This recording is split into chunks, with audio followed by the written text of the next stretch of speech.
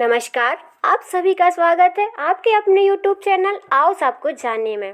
आज मैं आपके लिए लेकर आई हूँ एक बहुत छोटी सी कहानी, लेकिन बहुत ही मज़ेदार, जिससे आपको कुछ सीखने को मिलेगा। और क्या सीखने को मिलेगा? काइंडनेस। काइंडनेस क्या होती है? काइंडनेस में ऐसा क्या होता है जिसे करने से हमारे हृदय में खुशी मिलती है, हमारा हार्ट खुशी से भर जाता है। तो चलिए कहानी शुरू करते हैं। तो आज की हमारी कहानी है the small lantern.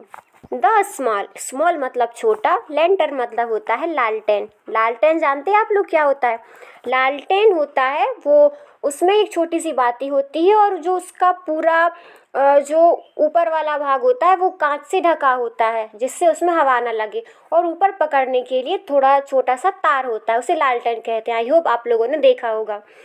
Once upon a time, जो वंस अपॉन अ टाइम होता है ये एक एडवर्बियल फ्रेज होता है जो ज़्यादातर कहानी में यूज़ होता है, जिसका मतलब होता है एक समय की बात है।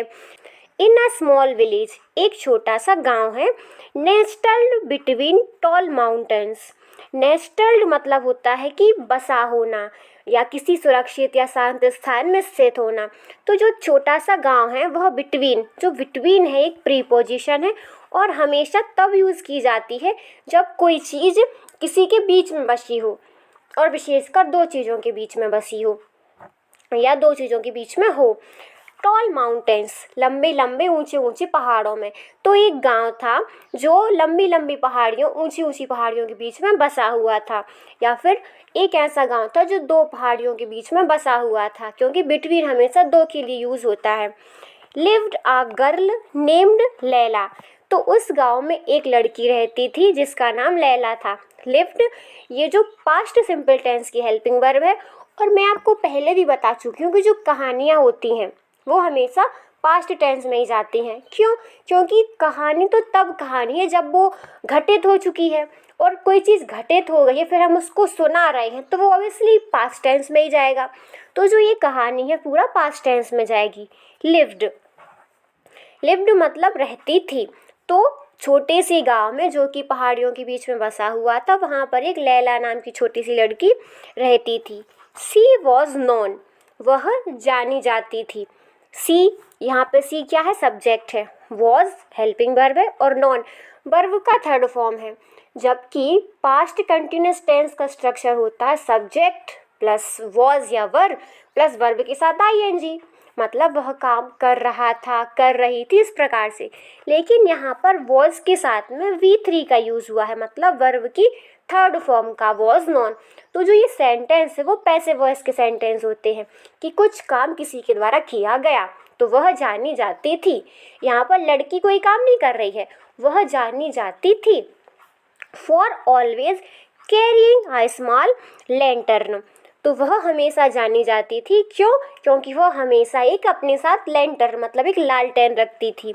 वेयर एवर सी वेंट, जहाँ भी वह जाती थी। वेयर एवर मतलब जहाँ कहीं भी वह जाती थी अपने साथ एक लालटेन लिए रहती थी, हमेशा कैरी किए रहती थी। कैरी मतलब होता है कोई चीज़ हमेशा अपने पास रखना, या कैरी का यूज़ हम तब भी करते हैं जब हम कोई चीज़ यूज़ करते हैं। जैसे कि आपने सुना होगा कि साड़ी पहनती हैं लड़कियां तो कहती हैं कि वो साड़ी कैरी नहीं कर पाती हैं, तो बैग कैरी करना अपने साथ में। तो कैरी का यूज़ कहाँ करते हैं? जब कोई चीज़ अपने पास रखना होता है, उसका यूज़ करना होता है।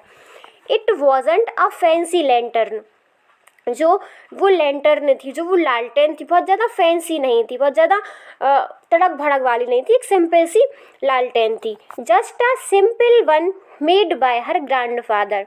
जस्ट अ सिंपल, बिल्कुल साधारण सी, मेड बाय जो बनाई गई थी, बाय हर ग्रैंडफादर उसके दादाजी के द्वारा बनाई गई थी। But it glowed warmly, glow मतलब होता है बहुत ज़्यादा चमकना, और वार्मली मतलब होता है गर्माहट। वार्म मतलब गर्म और वार्मली मतलब गर्माहट। यह गर्माहट के साथ चमकती थी हमेशा वह अच्छी, क्योंकि लाइट है तो ऊष्मा तो होगी, उसमें एनर्जी होगी। तो लाइट है तो उसमें हीट तो होगी, ऊष्मा तो होगी ही, तो वह हमेशा एक गर्माहट के साथ चमकती थी। Even in the coldest nights, in the coldest मतलब जब बहुत ज़्यादा ठंड, कोल्डेस्ट मतलब बहुत ज़्यादा ठंड, मतलब ऐसी ठंड जो पीक पे है, तो ऐसी ठंडी रातों में भी वह चमकती रहती थी। वन इवनिंग, एक शाम को, as the sky turn dark, जब बादल टर्न डार्क मतलब बहुत ज़्यादा काले हो गए थे, डार्क हो गए थे, and clouds hit the moon, बादलों ने मून को छुपा लिया था। हिड मतलब होता है छुपा लेना, तो बादलों ने मून को छुपा लिया था। The village was covered in thick fog, जो पूरा गांव था वह फॉग से मतलब जो बर्फ़ होता है ना, तो बर्फ़ से ढक लिया गया था। विलेज वॉज कवर्ड, यहाँ पर भी पैसिव वॉइस का सेंटेंस है, क्योंकि यहाँ पर कोई सब्जेक्ट जो काम नहीं कर रहा है, यहाँ पर काम अपने आप हो रहा है, यहाँ पर फोकस काम पे किया जा रहा है कि village was covered in thick fog, तो फॉग से, धुएं से, फॉग धुआं या बर्फ की दीवार से ढक लिया गया था। Laila's mother asked her to deliver a warm blanket and some food to an old man. तो जो लैला की मदर थी, इसे लीला भी पढ़ सकते हैं, लैला भी पढ़ सकते हैं, जैसा आपका मन हो। तो लीला की माँ आस्क फॉर द डिलीवर, माँ ने उससे कहा, डिलीवर मतलब होता है किसी को प्रदान करना, अ वार्म ब्लैंकेट, एक गर्म ब्लैंकेट कंबल, एंड सम फूड और कुछ खाना, टू एन ओल्ड मैन, एक बूढ़े व्यक्ति को, who lived at the edge of the forest, जो कि जंगल के अंत में रहता था। एज मतलब होता है सीमा के अंत में, तो जो जंगल के अंत में, जंगल के बाहर भी बोल सकते हैं। तो एक बूढ़ा व्यक्ति जो जंगल के बाहर रहता था, तो उसकी माँ ने कहा कि उसे ये गर्म कंबल और कुछ खाना दे आओ। टेक योर लैंटर्न, अपने साथ अपनी लालटेन ले लेना। हर मदर सेड, उसकी माँ ने कहा, इट मे बी स्मॉल, यह छोटी है, मे बी मतलब यह छोटी हो सकती है, but it can light the way, लेकिन यह रास्ते को प्रकाशवान करेगी, यह रास्ते में प्रकाश देगी। Leela wrapped the item in the cloth, wrap मतलब होता है लपेड़ना, तो लीला ने लपेड़ा, उसे बांधा, the item in a cloth, कपड़े में उन आइटम को बांधा। ग्रैब्ड हर लैंटर्न, और ग्रैब मतलब होता है पकड़ना, और अपनी लालटेन ली, हाथ में पकड़ी, and step out, step out का मतलब होता है निकलना, बाहर जाना। या the fog was so thick, जो फॉग था बहुत ही थिक था, मतलब बहुत ही मोटी परत चढ़ गई थी। सी कुड बेयरली सी, बेयरली मतलब होता है मुश्किल से, वह मुश्किल से ही देख सकती थी। अ फ्यू स्टेप्स अहेड मतलब कुछ कदम आगे, वह मुश्किल से ही कुछ कदम आगे देख सकती थी, क्योंकि उसकी लालटेन भी छोटी थी और ऊपर से फॉग की मोटी परत चढ़ गई थी, तो वह आसान मतलब वह बहुत ही मुश्किल से आगे देख पा रही थी। बट लेकिन the little lantern glowed steadily, लेकिन जो उसकी छोटी सी लालटेन थी वह सतत प्रकाश दे रही थी, ग्लो कर रही थी। सतत मतलब होता है कोई काम लगातार जारी होना, तो स्टेडली मतलब होता है जारी रहना। गाइडिंग हर पथ, उसे अपने रास्ते में मार्गदर्शन कर रही थी। एज सी वॉक्ड, जैसे वह चली, she was a boy sitting under a she saw a boy sitting under a tree, उसने एक लड़के को देखा जो पेड़ के नीचे बैठा हुआ था। अंडर मतलब होता है के नीचे, यहाँ पर अंडर प्रीपोजिशन है। उसने एक लड़के को पेड़ के नीचे बैठा हुआ देखा। शिवरिंग, और वह कैसा, कांप रहा था, शिवरिंग मतलब होता है कांपना। He had torn clothes and no shoes, उसके पास फटे हुए कुछ कपड़े थे, एंड नो शूज, उसके पास जूते नहीं थे। तो जब वह जा रही थी अपनी छोटी सी लालटेन लेकर, उसने एक बॉय को देखा जो कि सिटिंग अंडर द ट्री, जो पेड़ के नीचे बैठा हुआ था, लेकिन उसके पास कुछ भी नहीं था, जो शूज थे ना उसके पास शूज थे, और उसके कपड़े थे वो फटे हुए थे।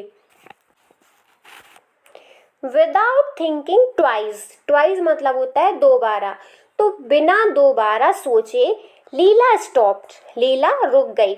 सी ओपन्ड हर बंडल, उसने अपना बंडल खोला, जो वो बंडल रैप करके लाई थी ना, उसमें कपड़े थे, कुछ खाना था।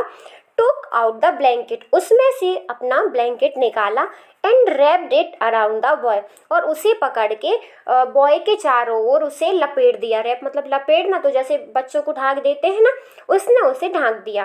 टेक दिस, उसने कहा लो। सी सेड सॉफ्टली, उसने आरामदायक तरीके से कहा कि ये कंबल है, बहुत ज़्यादा ठंड है, तुम इसे ले लो। You need it more than the old man tonight, tonight मतलब आज की रात, तो आज की रात इस कंबल की ज़रूरत उस बूढ़े आदमी से ज़्यादा तुम्हें है। मोर देन, तो देन का यूज़ हम तब करते हैं जब हम दो चीज़ों में कंपैरिजन करते हैं। तो यहाँ पर उस लड़के की कंडीशन में और उस ओल्ड मैन की कंडीशन में कंपैरिजन किया जा रहा है, तुलना की जा रही है कि उस ओल्ड मैन से ज़्यादा, यहाँ पर ज़्यादा मतलब तुलना, से ज़्यादा तुलना, तो उस ओल्ड मैन से ज़्यादा ज़रूरत किसको है? उस लड़के को है। यू नीड, तुम्हें ज़रूरत है, इट, इसकी, मोर देन, से ज़्यादा, द ओल्ड मैन, उस आदमी, टू नाइट, आज की रात, तो आज की रात उस बूढ़े व्यक्ति से ज़्यादा तुम्हें इसकी ज़रूरत है। The boy looked at her with the wide eyes and whispered, उस लड़के ने देखा, at her with wide eyes, तो उस लड़के ने उस लड़की की ओर देखा, विथ वाइड मतलब चौड़ी चौड़ी आंखों से, आंखें जैसे कहते ना आंखें फाड़ फाड़ कर, तो उसने ऐसे देखा और विस्पर्ड, फुसफुसाया, विस्पर्ड मतलब होता है आराम आराम से कहना, बिल्कुल धीमी धीमी आवाज़ में कहना, थैंक यू, उसने कहा थैंक यू, तुमने मुझे कंबल दिया है उसके लिए धन्यवाद। लीला कंटिन्यूड हर जर्नी, लीला ने अपनी जर्नी कंटिन्यू की, वापस से शुरू की। Now with only the food, लेकिन अब उसके पास सिर्फ क्या बचा था? फूड, क्योंकि वह घर से एक ब्लैंकेट लेके चली थी और खाना लेके चली थी, तो उसने ब्लैंकेट एक लड़के को दे दिया, तो उसके पास अब क्या बचा? सिर्फ खाना। तो now with only the food, अब सिर्फ खाने के साथ, एंड हर स्मॉल लैंटर्न, और अब उसकी छोटी सी लालटेन। When she reached, जब वह पहुंची, द ओल्ड मैन्स कॉटेज, जब वह ओल्ड मैन के कॉटेज में पहुंची, सी एक्सप्लेन्ड, उसने समझाया, एक्सप्लेन किया, बताया, वॉट हैड हैपन्ड, जो कुछ भी घटित हुआ था। The old man smiled, old man ने स्माइल किया, एंड सेड, और कहा, you gave away the blanket, तुमने गेव अवे का मतलब होता है उपहार देना या कोई चीज़ फ्री में देना, तो जो गेव अवे है वो एक फ्रेजल वर्ब कहलाता है। फ्रेजल मतलब कुछ समूह, वर्ब मतलब वर्ब, तो वर्ब जब कुछ समूहों में होती है, क्योंकि गिव मतलब तो देना होता है और अवे मतलब फ्री में देना, तो जो ये फ्रेज है वो क्या कहलाता है? Phrasal verb. तो गिव अवे मतलब उपहार देना या फ्री में बांटना। तो you give away the blanket, तुमने जो ब्लैंकेट है उसे दे दिया, उसे एक तरह से गिफ्ट में दे दिया, उपहार में दे दिया। But you brought something even warmer kindness, लेकिन तुमने उसके बदले में कुछ खरीदा है। ब्रॉट, लेकिन तुम उसके बदले में कुछ लाई हो, क्योंकि उस बच्ची को नहीं पता था क्या लाई है, तो उन्होंने क्या बताया कि तुमने वो ब्लैंकेट भले ही फ्री में दिया है, लेकिन तुम उसके बदले में कुछ लाई हो। आ वार्मर काइंडनेस, एक दयालुता, वार्म मतलब ऊष्मा होता है, लेकिन यहाँ पर वार्म का मतलब होता है कि एक बहुत ही सॉफ्ट तरीके से, बहुत ही जेंटल, तो एक दयालुता जो मन में भाव होता है ना, वो वाला। द नाइट, उस रात, वेन लीला रिटर्न होम, उस रात जब लीला घर को लौट रही थी। सी लुक्ड एट हर लैंटर्न, तो उसने अपनी लालटेन की ओर देखा। तो जब वह वापस लौट रही थी, उसने ओल्ड मैन को सब समझाया, बताया, लेकिन जब वह वापस लौट रही थी तो उसने अपनी लालटेन की तरफ देखा।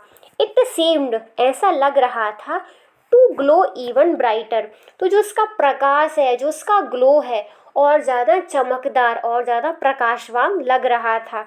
मे बी, हो सकता है, it was the magic of the light, यह लाइट का मैजिक हो, यह प्रकाश का जादू हो।